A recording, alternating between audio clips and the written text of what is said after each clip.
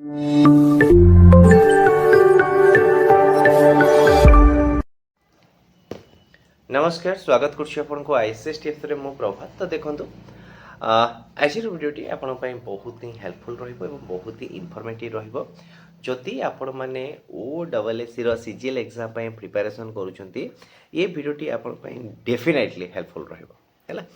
तो देखो आज भिडियो आम कौन कौन डिस्कसन करवा कि फास्ट मु डिस्कसन करी कि आपंकर मार्क डिस्ट्रीब्यूशन केमी कौन रही।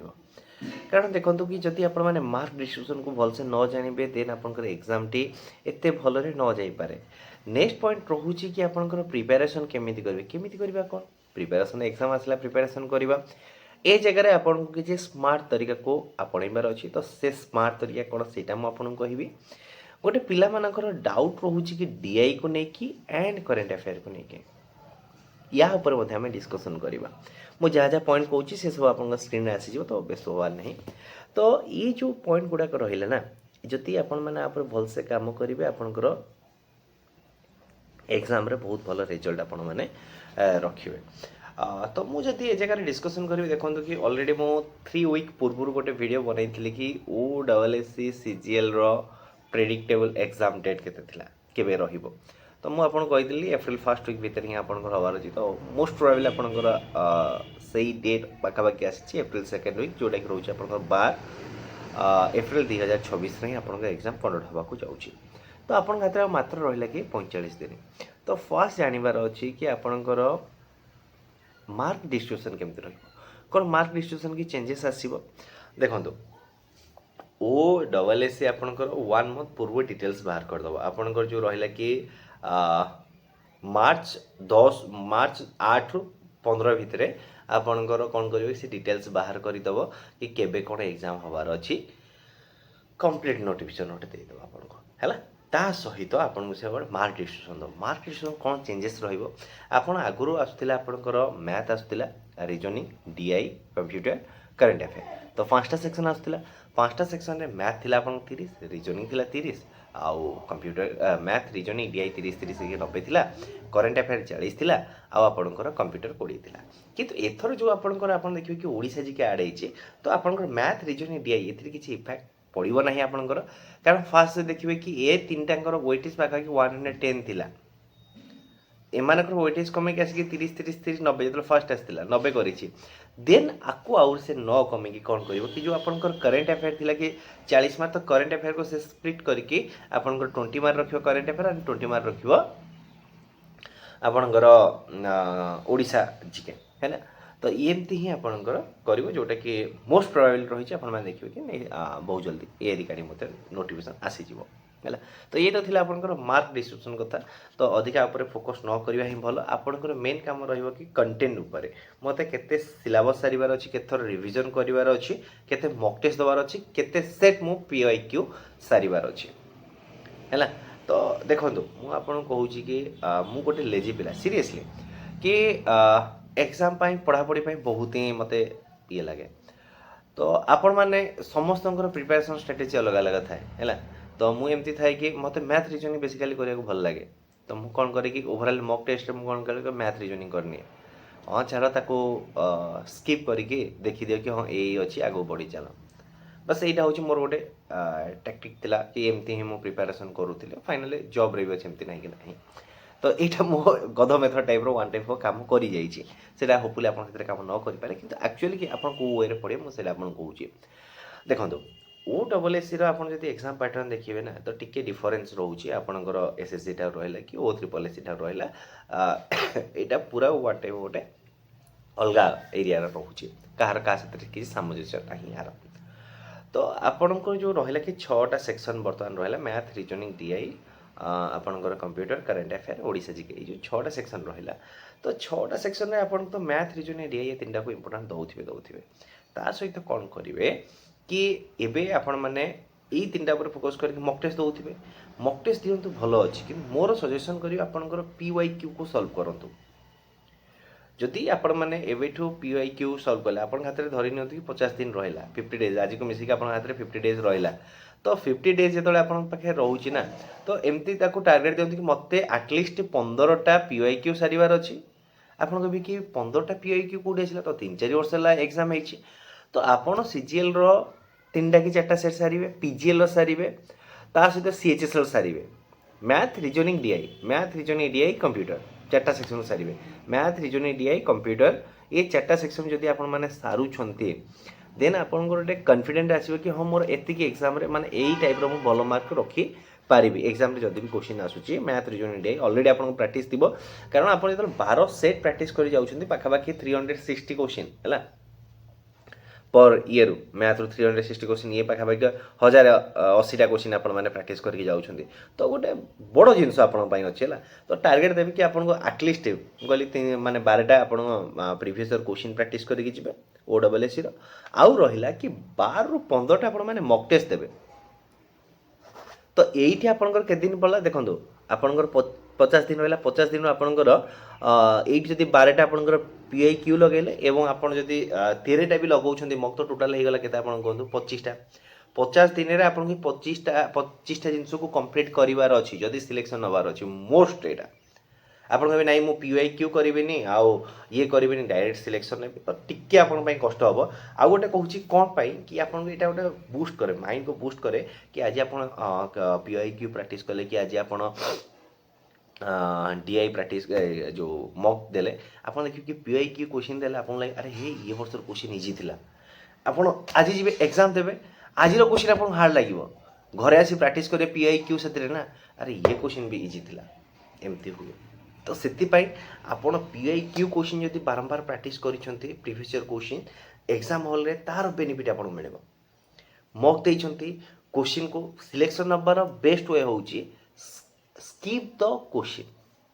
कौन skip the question selection number तो आपन के से एबिलिटी थिबा दरकार मु को क्वेश्चन को स्किप करके आगु को बढ़ीबी जदि मो टाइम कंज्यूम न हुए। जदि आपण क्वेश्चन को पढ़ार ही अधिक टाइम नहीं जाऊँ सल्व कर अधिक टाइम नहीं जाऊँ तो आप सिलेक्शन एमती कि लास्ट भी क्वेश्चन थी जो थी कि आप करके मे भी 4-5 मार्क बढ़े पारि था किंतु ए क्वेश्चन आपंकर 2-3 मार्क कमीगला एमती भी हुए।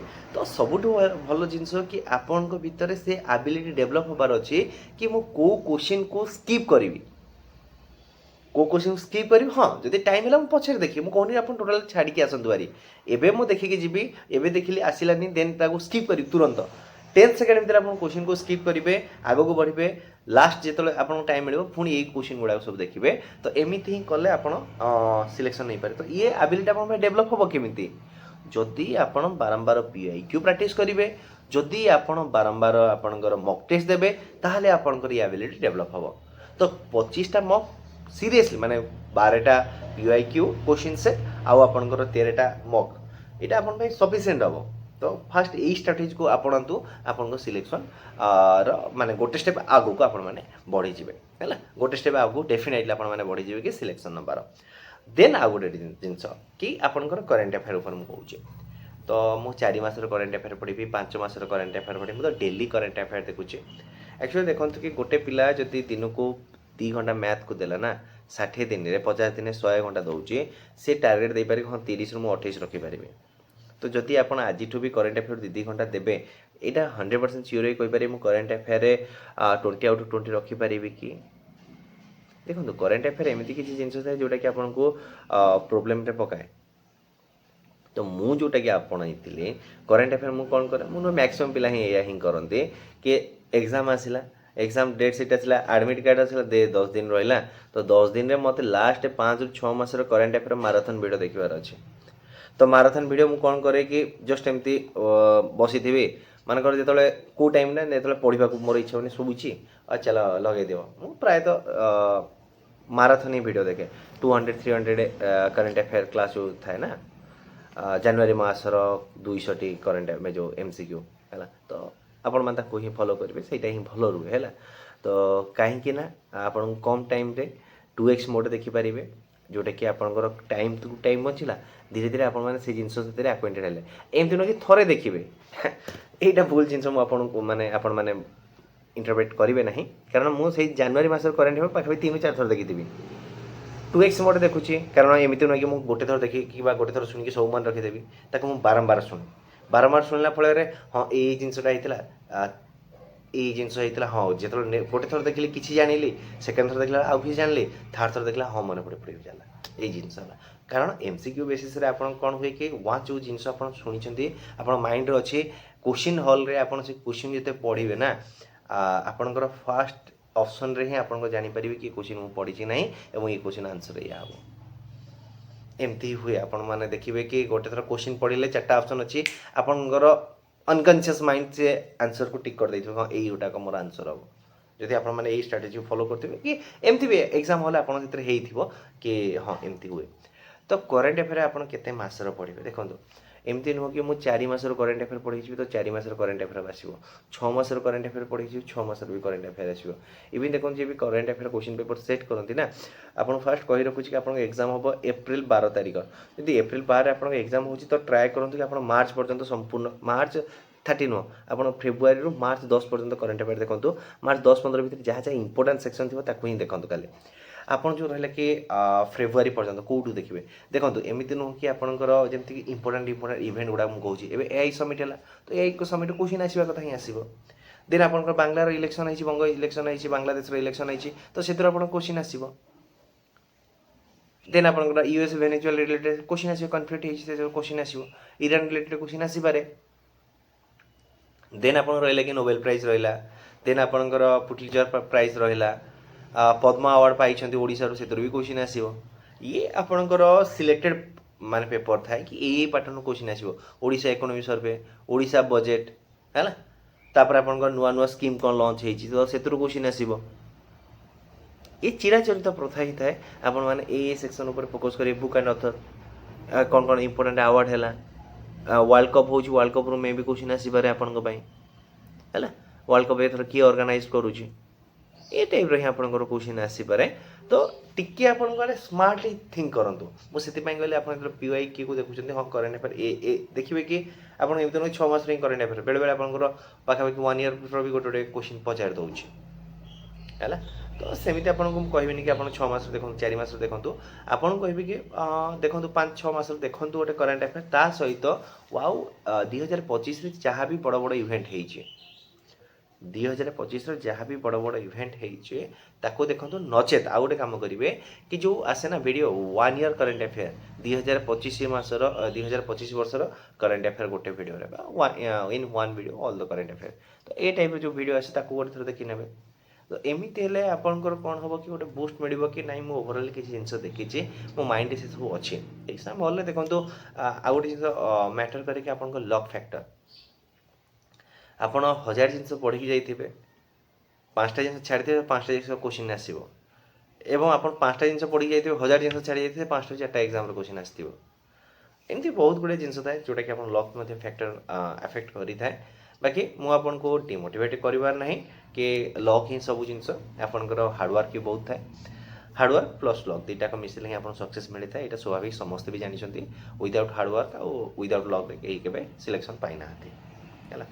ଯେମିତି ହେଲେ ଦେଖନ୍ତୁ ଏକ୍ଜାମ୍ ହଲ୍ରେ ଆପଣମାନେ ବସିଥିବେ, ଯଦି ଆପଣ ସିଲେକ୍ସନ୍ ହେଇଥିବ କେଉଁ ବି ଏକ୍ଜାମ୍ରେ, ଆପଣ ଜାଣିଥିବେ ଆରେ ହେ ଏ କୋଶ୍ଚିନ୍ ଆନ୍ସର୍ ମୁଁ ଭୁଲ ମାନେ ଏଇଟା କରିଦେଲାରୁ ମୋର ଠିକ୍ ହେଇଗଲା, ଆରେ ହେ ଏଇଟା ମୁଁ କରିଥିଲି କାଟିକି ଏଇଟା କରିକି ଆସିଲେ। ତ ଏ ଜିନିଷ ସବୁ ଆପଣ ଲକ୍ ଉପରେ ଡିପେଣ୍ଡ କରୁଛି, କାରଣ ଲକ୍ ମୁଁ ମାନେ ହେଲା, କାରଣ 12-13ଟା ଏକ୍ଜାମ୍ରେ ଫେଲ୍ ହେଲା ପରେ ଯେତେବେଳେ ଫାଇନାଲ୍ ସିଲେକ୍ସନ୍ ହୁଏ ନା, ତ ସେତେବେଳେ ଆପଣଙ୍କୁ ଜଣାପଡ଼େ କି ଆରେ ହଁ ଲକ୍ ଗୋଟେ ଜିନିଷ ଆଫେକ୍ଟ କରିଥାଏ ହେଲା।